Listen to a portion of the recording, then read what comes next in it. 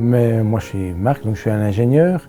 Et mon handicap visuel, c'est une dégénérescence de la rétine. Je dis souvent que je vois un peu comme à travers une passoire, oui. Alors c'est arrivé progressivement. J'avais en fait une vue tout à fait excellente dans les années 90, qui a commencé à se dégrader. Et donc je vois uniquement certaines zones de ce qu'il y a à voir. J'étais directeur de Study Bell depuis 6 ans et que j'ai dû arrêter de conduire. Nous travaillons ici pour des clients industriels et qui ne sont évidemment pas dans notre bureau. Et donc j'étais obligé de me faire conduire à chaque fois, ce qui n'est pas facile. Et je ne pouvais plus non plus aller dans les usines parce que c'est évidemment très dangereux. Donc ça m'a obligé d'interrompre aussi cette partie-là du métier. Alors là, je vais dire que je ne me le suis jamais dit parce que il y a toujours moyen d'apporter des choses. On est en équipe, on travaille beaucoup en équipe et donc je peux faire un certain nombre de choses et je peux confier à d'autres ce que je ne sais plus faire. Et moi, j'ai confiance dans cette personne. Et c'est ça qui rend le travail évidemment tout à fait possible et même agréable dans notre société. Je n'ai pas eu peur de quoi que ce soit à ce moment-là. Je pense que la première réaction est on est dans un monde d'ingénieurs, on est créatif, on travaille en équipe.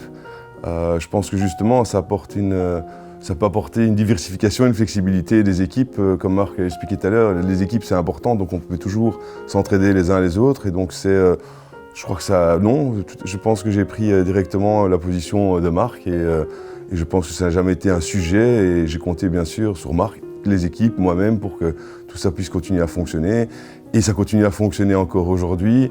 Et Marc, de temps en temps, continue à m'étonner comment il arrive à aussi prendre part à des projets chez des clients, en les convainquant avec toutes ses compétences et tout le reste. Donc non, il reste toujours, ça reste toujours très actif et très dynamique à ce niveau-là.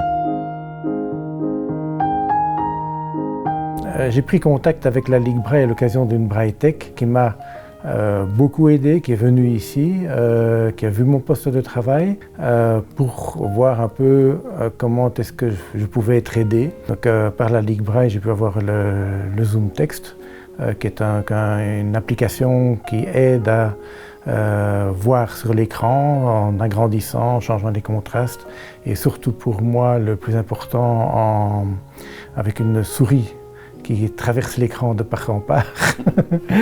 C'est ça qui est extraordinaire chez Marc, c'est qu'il a réussi à s'adapter à toutes ces technologies que tu utilises toujours encore aujourd'hui oui. Et qui m'étonnent, hein, pour être honnête avec toi. De temps en temps, je suis là, comment est-ce que tu arrives à t'y retrouver? Franchement, voilà, c'est la créativité, l'entraînement aussi, parce que Marc est une personne quand même très persévérante. Et enfin bon, en tout cas, c'est lié à voir et en tout cas, c'est tout à fait possible. C'est ça qui est le plus important.